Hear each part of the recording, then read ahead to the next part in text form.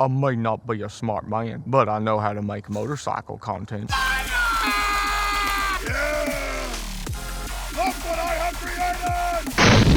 Are you stupid? Then this is the camera for you. The Ace Pro 2 from Insta360, a camera for morons. The people at Insta360 right now are going, what are you doing? See, everybody wants to be some kind of videographer these days with their motorcycle, and that means you got to be able to get shots on your motorcycle and also walking and talking, perhaps some sort of tutorials in your garage, going to events, filming your bros. This camera can be used for like everything. I don't even touch my other cameras anymore. I turned on like one of my little mirrorless. I had to remember how to use it because I hadn't used it in so long. This is so annoying. I just went back to using this. I do need to tell you real quick though that this video is a sponsored video from Insta360. I know, don't click away though. That is why I'm not trying to do like a review of this camera. A paid review doesn't make any sense. I'm gonna show you like demonstration as much as I can. I'm a moron, like I already established with you, so I'm probably gonna, you know, occasionally give opinions about things. Another thing, of course, to note is that I do use these cameras day to day. When you see me doing a garage video, wrenching on something, when you see me doing a moto vlog, reviewing something, standing on a camera talking, like the last handful of years now, it's always been through some sort of Insta360 product. Outside of this review you're gonna see me do, or this demonstration video, this paid video, I still use these cameras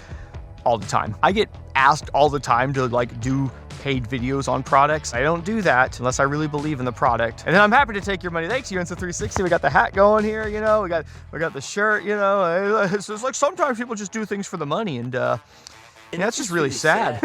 And in this video, you're gonna see me out here in the real world talking about these cameras, showing them off. I'm not in some studios with purple and blue lights behind me. We're not doing that. This is real.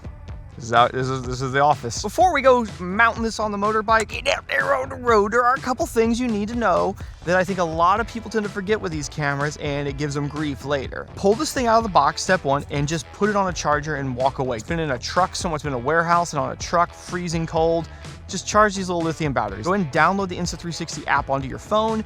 This is gonna be really useful later when you're doing sort of setup stuff, trying to make sure everything's working correctly. The really important thing about that is it's gonna put the current firmware on this thing. It's gonna update it. In my experience, Insta360 has been crazy, like on top of having firmware updates for these cameras, to the point that I try to remember to like once a month to reconnect them if I haven't, and just see if there's an update, and often there is. Now, once you turn this thing on, you're gonna wanna play with some of the settings a little bit yourself. You know, I could sit here and tell you how I set it up, and I will, but go into the menus. You know, you can scroll down to pull down a lot of the menu items. There's presets in there. One of the settings that I will tell you that I think is very worth doing, go into the menu and go to the image setting, go to the bit rate and switch it from the standard to the high bit rate. You know, you can put it in 8K if you want. Quick advisory thing I will tell you though, consider what you're gonna be doing with it. If you're just using this to be putting content up on Instagram and whatnot, you're gonna be like pulling it right off this, maybe into your phone. This is not as necessary to run it that high.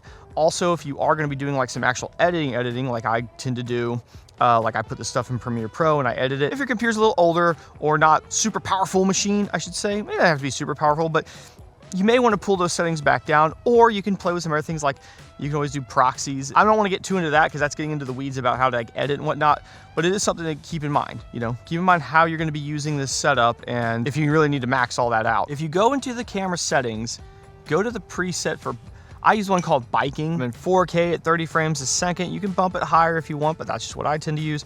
The big thing there is make sure the field of view is set really high. Gets a lot of the bike in the shot. I'm running it in vivid. I think like the real pro thing to do is run it in a real flat setting and then color grade it after the fact. I used to do that for years. I just don't find it that necessary. I think the vivid in these things work good. Otherwise, I keep it, most of the settings in auto. And again, that's because we're going in and out of shadows. I mean, I might literally go through a tunnel. So I don't want this thing in manual, I want this thing in auto. Another setting that could be really useful to you is to turn on the quick start by simply pressing the record button, that button on top. The camera will go from off to recording pretty quick. There it goes.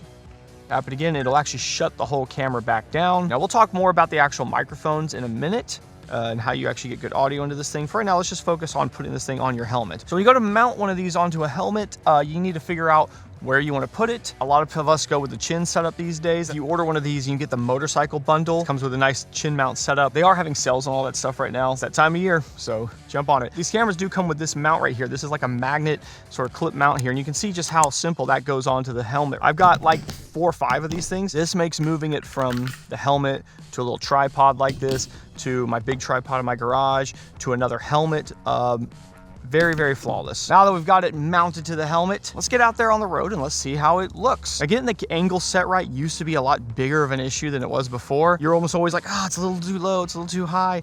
But I mean, with these Insta360s, it's just not really a problem anymore. You know, as long as it's generally pointing forward, you're almost gonna be fine. But still, it is nice to square that away where it looks happy and then, you know, snug this down. Again, because we can pop this thing on and off to our different setups, it's really not a big deal to set this and then leave this alone. Just don't touch it anymore. Start recording.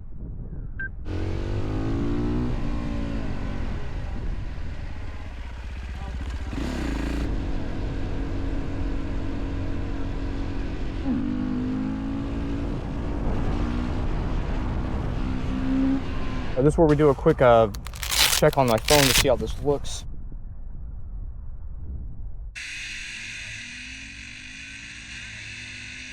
What about getting that beautiful audio, your voice, into this camera? That is something that for a long time was the hardest thing in moto vlogging, motorcycle content, but it's really not anymore.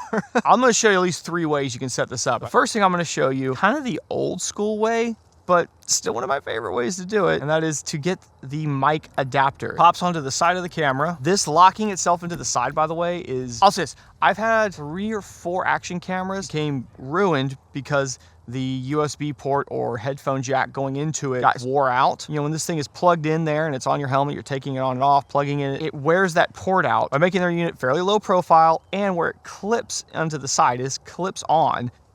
It's not coming off easily. That saves that. I mean, if anything, if these ports wear out, I'm just out the adapter. I haven't ruined the entire camera. This will let us feed a 3.5mm microphone directly into it. It also, as you notice, has a USB-C port on there, letting us charge while we're on the go. Modern batteries in these last a very, very long time. Charging the cameras on the go is not as necessary as it used to be. This is probably coming from old school Jake, who's been motovlogging for like 15 years or something now. But you're gonna see here on the back, yeah, we have a battery, just a little anchor battery on the back. I love just shoving a battery like this onto my helmet. I just literally Velcroed on. It's a little dual lock.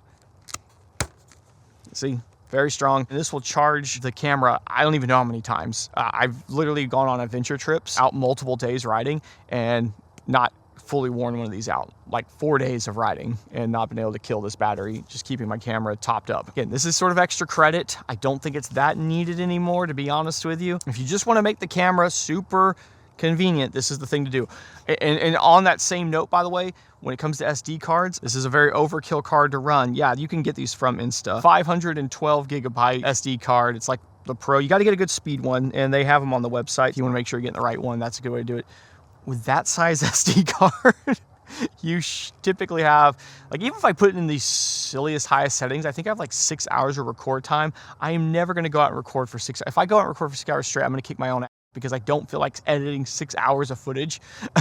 But no, typically I'm seeing over 10 hours the way I have it set up. Between the battery and that SD card, I'm not the guy making the group stop to change any of that out anymore. And if you don't wanna be that guy, just set it up like that and just don't think about it. If you get some good right angle USBs like this, I'll put a links to these exact cables I'm running.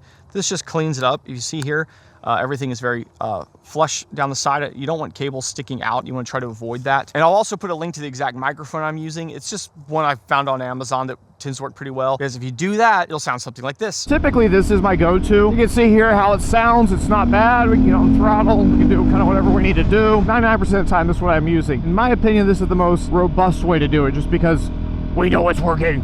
We are shoving microphone in, it just does its thing. I think this is one of the most simplest ways to do it. Stop recording. Perhaps you don't like the idea of running all these cables on here. You don't like the idea of this camera being sort of vulnerable because this port is open. Let's say you want to keep the action camera as an action camera with its little door on, nice and safe, but you still want to get audio in this thing. Well, there are some options. Some of them could involve something like this, a Sena or a Cardo for that matter. You can pair something like this directly into the camera. Sena will suggest that you pair it as a second phone, not an intercom. If you're out doing some sort of ride with your buddies, you could pull their audio in. So if you're having a silly conversation, some back and forth. And just like before though, you do want to go do some audio tests on there, because there are some levels of dB in there that you can turn up and down to try to set this correctly. But doing so can sound a little something like this. All right, hello, hello, testing, testing. Nice thing is you can actually see the audio moving on the screen here. Yeah, this testing again, microphone, talking in normal voice, visor down. Visor down, going get up to speed, a lot of wind. Speaking in my kind of normal, maybe slightly elevated voice for moto vlogging. The problem I often find with that, you're getting a very isolated audio of just your voice. You're not getting a lot of background noise, road noise, engine noise. There is a way to fix this. Now, we can go into the settings here and enable something called dual tracks. It'll still record your mic in your helmet, your Bluetooth, but it'll also record off of the camera itself here. And the idea of that is this camera then would capture all your road noise while your other one captures the other noises. You could also go in there and control each one of these volumes on their own. And so here's a little bit of that, trying to sort of test that out. Hello, testing. This is with the microphone -6 while the bike is in -18. The bike, the external, the road mic. See if that peaked her out. Talking in a normal voice, visor down. Talking to you now in a more chill voice, just seeing how this does. Hello, Mustang. That's a cool looking Mustang there. By the way, that dual tracking is not doing like a left and right thing. It's actually making two stereo audio waveforms, even though those stereo waveforms are each mono in themselves. But there is another option if you want some wireless audio, and that is to get Insta360's Air microphone. This will pair directly into the camera. I'm just magneting it to my hat, but this can also be put in the helmet. These things come with a couple of those little magnets. I actually just double-sided taped one inside the helmet, and I put it in there. It sounds a little something like this. Hello, hello. We're gonna take this little guy. Move the mic so it's not directly in front of my mouth. This is -12 on both external and Bluetooth. Testing of the camera and the microphone and the thing and everything here. We're going about 30 with the visor up, talking in my normal vlogging voice. That's visor down now. Well, I need to talk in a more chill voice though. This is me talking a little under my normal voice, I would say. This is a little more getting that radio voice there. Roll her up a little bit, see how that sounds on both microphones. How about this? Little whirly action.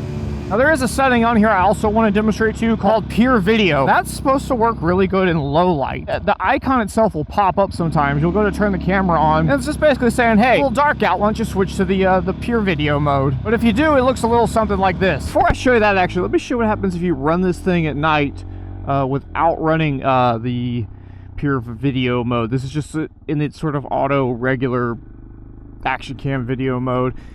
And sorry, it's raining right now. It's kind of foggy and raining. I'll try to keep the camera wiped. These conditions are maybe even a little more worse than normal. All right, let's flip around, but this time switch the mode real quick. Here it is in the Pure. Is it Pure? Sorry, it's still foggy out. I'm trying to wipe this off. Until they put a windshield wiper blade on these things, there's not much you can do about that. I think the rain's actually picking up here. It's about freezing. I'm trying to get all this. That's what you can expect. I didn't bring it with me, but the 360 camera does the same mode and has a very similar performance, I've noticed. Snowman down and the reindeer. All right, well that's nice and all, Jake, but is this really going to replace your DSLR? I think, for myself personally, yes it does. First thing you want to do, of course, is to go back to those presets and switch it over into vlog mode. I mean, just to show you here real quick, this is what it looks like in the action mode. If we don't change the preset, I mean, this is fine, but look, it's really warping things. This is, again, fine when you're on the bike and you're riding around,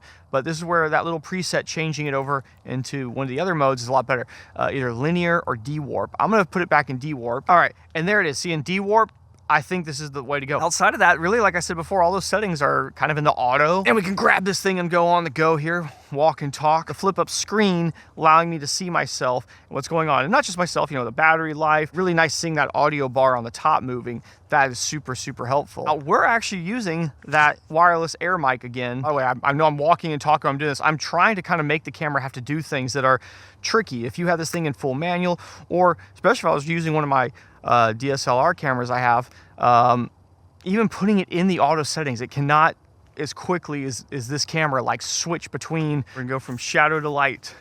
How will we do? Oh, that is so bright. Now, you don't have to have this wireless mic set up. This is just using the microphone built into it. I just switched it from wind reduction to voice enhanced. Obviously, because the microphone is on the camera, it's going to make a difference how far and close something is. But definitely times when I'm around a lot of other people, I'm trying to not just get my own voice, but like, you know, there's stuff going on, there's an event, bikes riding by, whatever they're doing, I would just do that. I would not run the Bluetooth mic. Let's turn this back on though. I'm over here now. I just, I did want to demonstrate that this microphone on my hat here, not only can work with some distance, but it's also the remote. You can start and stop it with once you've powered it on, you just tap it has one button. It's pretty easy going. You can just tap that, it turns it on, and life is good. Here we are walking through the woods. Incredible. Yeah, this thing's got this Leica lens in it now. Leica, that's a big deal. I remember I was in Spain and one of the guys with us, he saw these cameras. He was unaware of them. He's like, I've never really looked at these Insta ones. And he saw it said Leica lens on here and he was like, whoa, whoa. He nerded out. He's like, that's a big deal on an action camera? I was like, yeah, that's they've been using those for a few generations now, and he thought that was really cool. You obviously could run something like the mic adapter on a wired mic as well if you wanted. In this day and age, I don't know why anyone would do that, but that is an option. I did that on purpose. We're trying to get the voice cracks in there, just see the dynamic range of this microphone. I use this often as just my camera in my garage. This whole setup on there on my helmet that does everything I needed to do. I'm not worried about it. I'm not worried about like, oh, if I drop this thing. So what? It's an action camera. These lenses, watch, I'll pop this off right now while I'm talking to you. This is replaceable. Who does that? Who does that with their DSLR, their big camera just goes? Nobody does that because you wouldn't do that, but this is an action camera, okay? I mean, I just crashed at the track with one of these and it's fine. But this is my whole set. This is everything I need. It's not vulnerable. Makes it so simple. I mean, look, I brought my whole backpack with me and look, I mean, you know what's in here? I mean, I had that in there and the stick that it's on right now, I had, look, this and my hat. There goes the microphone. So let me put that back on. But like I don't need the whole backpack anymore. I really don't even need all that. I can just hold this thing and walk around. I used to carry so much stuff with me and I don't know to try and had to learn how all this stuff worked. And now I just click vlog mode, motorcycle mode, and I leave it alone. If I did have one suggestion to make to Insta, it'd be cool if the presets also saved your audio levels. I feel like that's a software thing. If we could make that do a thing. There's like a paid review and I'm giving them like a suggestion. It's so, you know, don't give me crap. I feel like I do like a pretty fair video when I do these. Anyway, let's jump on the bike again, do a little riding around. Woo! Oh, oh, oh, oh.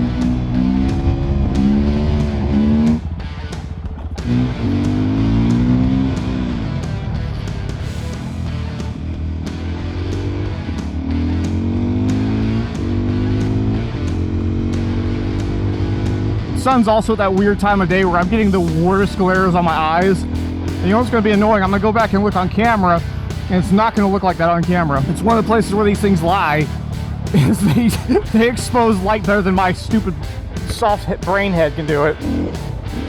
Whee! I did that same jump on my 300L. And even with its like really good suspension we did to it, this doesn't so like it's like nothing. You can't even tell you went off a jump. It's just like, oh, okay. Whee! There was like a barrier to do what I used to do. You had to be like kind of willing to take a bunch of time and like play with stuff and figure out how to make it work well. And no, now you can just buy stuff and it works. Big thanks to Insta360. I've tried to keep opinions out of this video and actually show you like a demonstration. Again, I probably have screwed that up. This has been helpful for anybody who is interested in these things. Links are in the description. There's some savings and stuff right now, so check those out. See you guys next time. Bye-bye. I don't normally stop to turn these off.